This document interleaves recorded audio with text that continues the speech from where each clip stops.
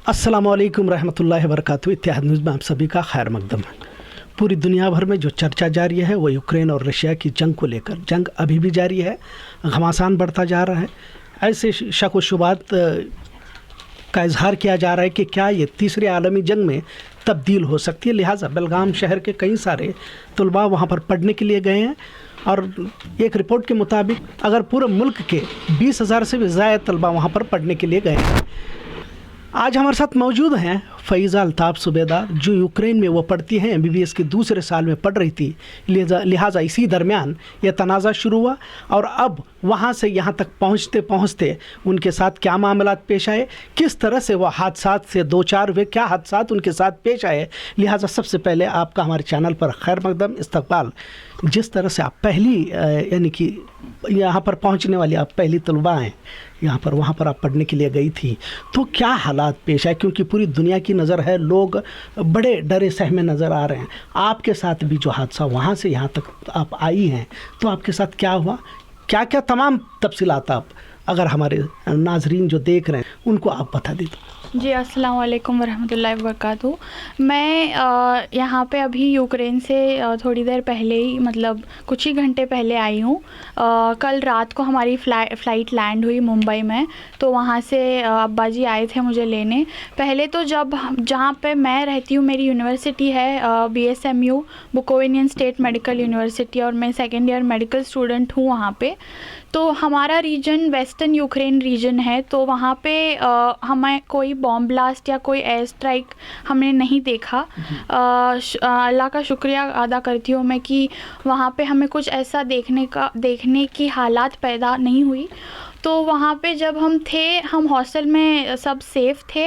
जैसे ही हमें ये अटैक के बारे में पता चला, हमें एम्बेसी से और हमारे कोऑर्डिनेटर MD हाउस, उन लोगों ने कोऑर्डिनेट किया और वहाँ से जल्दी ही हमें उसके नेक्स्ट डे ही हमें लिस्ट बना के बसेस में भेज दिया गया बॉर्डर की तरफ।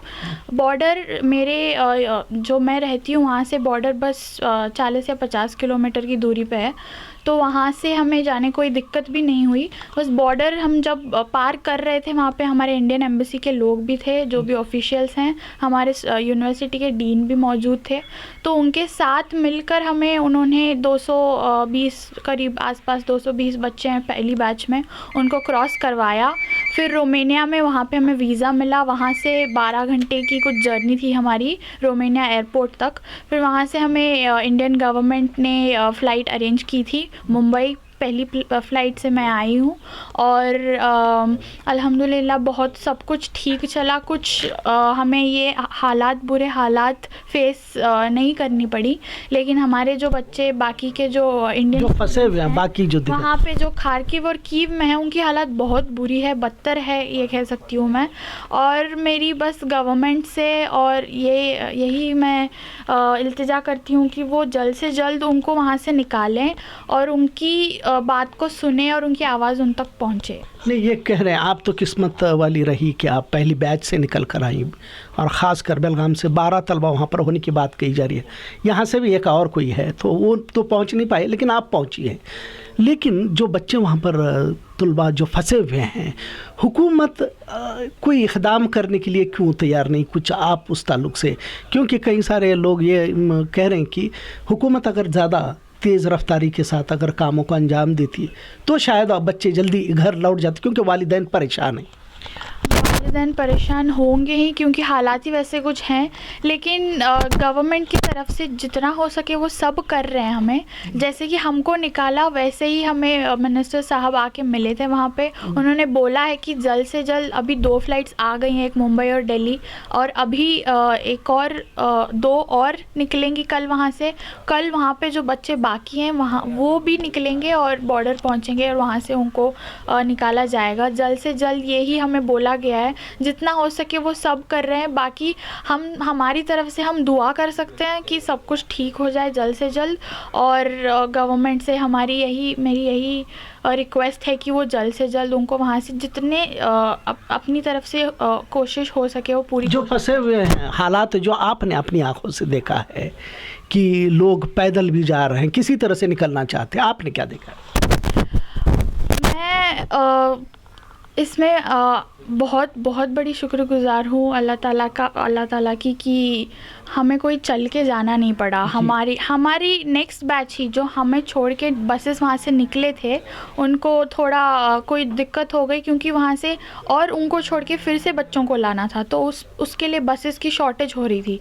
तो उनको 3 किलोमीटर जल्दी छोड़ा गया, तो उनको 3 किलोमीटर ठंड में चल के आना पड़ा वहाँ से। उनको आपने कहा कि जितना मुमकिन हो सके हुकूमत कर रही है, लेकिन कहा तो ये भी जा रहा है, क्योंकि विपक्ष ने भी इल्ज़ाम लगाया कि किराए को दुगना कर दिया गया है, इस तरह की बातें भी आ रही हैं। तो आप इसको कैसे देखती हैं? इस पे मैं कहना चाहूँगी कि गवर्नमेंट ने 1 रुपया भी नहीं लिया है अभी तक। जितना भी मैं आई हूँ चरनिवसी से लेके यहाँ बेलगाम पहुँचने तक, यहाँ तक कि मुंबई पहुँचने के बाद भी जो मेरे बाकी के कलीग्स थे उनको बैंगलोर पहुँचाना था, क्योंकि बहुत सारे बैंगलोर से हैं, तो उनको भी वहाँ से फ़्लाइट तुरंत तब की तब बुक की है हमारे सामने, और कोई पैसे नहीं ले गए हमसे। इनके वालिद भी यहाँ पर मौजूद हैं। सभी जानते हैं कि जब इस तरह के हालात पेश आते हैं, क्योंकि हज़ारों किलोमीटर दूर जब बच्चे इल्म हासिल करने के लिए जाते हैं तो सबसे ज़्यादा परेशान वालिदैन होते हैं। सर, ये जो मामला पेश आया, आपकी बेटी तो पहली बैच में पहुँची आप तक,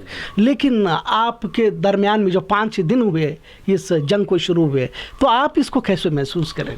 जी, अस्सलाम वालेकुम। जी, महसूस बोल तो हमें भी जब से हालात के बारे में पता चला था, हम भी सुनकर देखकर टीवी में बहुत घबरा गए थे। फिर लड़की से फ़ोन में बात होती थी, वो वजह से लड़की हमें पूरा वहाँ के हालात बताती थी, वो वजह से थोड़ा ये मिलता था सुकून, समाधान। फिर बाद में वो उनके ये यूनिवर्सिटी वाले और ये लोग, हमारे इंडियन एम्बेसी, उनके कंसर्न जो एजेंसी है, वो लोग कोशिश कर रहे हैं इनको वहाँ से निकालने की जल्द से जल्द। ऐसा पता चलने में बाद में उनसे भी मैं कांटेक्ट किया, वो लोगों से भी पॉजिटिव उधर से ये मिलने के बाद ज़रा समाधान हुआ। और जब ये लोग वो जो यूक्रेन से नहीं निकल सकते, दूसरे देश से जाके वहाँ के हमारा एयरपोर्ट यूज़ करके निकलना चाहिए, ऐसा समझ में आया। फिर वो भी कब पॉसिबल होता है ये भी हमें यकीन नहीं हो रहा था। जब ये वहाँ से यूनिवर्सिटी से निकल के जाके जब बॉर्डर क्रॉस करके दूसरे देश जाए, रोमेनिया, जब बॉर्डर क्रॉस कर चुके हैं, तो ये न्यूज़ आने के बाद में थोड़ा हमें दिलासा मिला। फिर वो लड़की तो हमें फ़ोन में टच थी मैसेज वगैरह से, तो बाद में वो बोली इतने बजे हमारी फ़्लाइट है, इतने बजे हम पहुंच रहे। उनके 2 बैच आ रहे थे, एक दिल्ली जा रही थी, एक मुंबई, और खुदा न इससे वो 5 रातें जो गुजरी हैं, आप इस पर भी तो एक ज़हनी दबाव में रहे होंगे, है ना? जी, बिल्कुल बिल्कुल ज़हनी दबाव में थे। और वो इनके थोड़ा एरिया जो था ना इनका, वो थोड़ा दूर रहने को, तो वो थोड़ा समाधान था। फिर भी ये वार जो रहता है ना, ये कब किधर फैलेगा, कहाँ तक पहुँचेगा बोल नहीं सकते, वो तो डर तो था ही बहुत।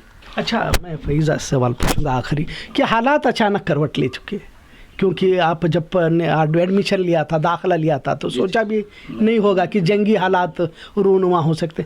जब अचानक ये हालात आ गए तो आपने कैसे महसूस किया?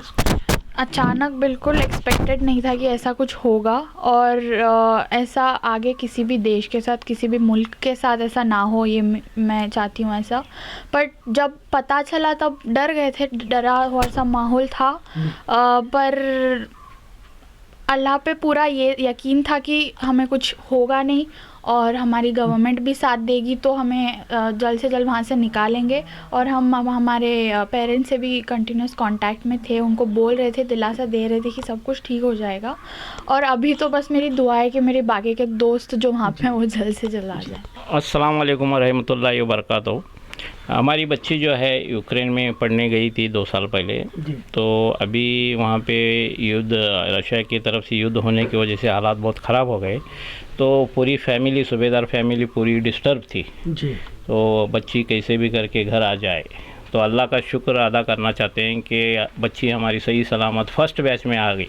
बहुत बहुत शुक्रिया। आप देख सकते हैं कि फ़ैज़ा अल्ताफ़ सूबेदार यहाँ साथ हमारे मौजूद हैं, उनकी फ़ैमिली भी है, कि उन पर एक चेहरे पर एक इत्मीनान, सुकून देख सकते हैं कि जंगी हालात में किस तरह से कई सारे वालिदैन आज मुंतज़िर है कि अपनी औलाद, अपने बच्चे घर वापस आए। लेकिन सभी फ़ैज़ा की तरह वो खुशकिस्मत नहीं होते, अभी भी बहुत सारे इंतज़ार में।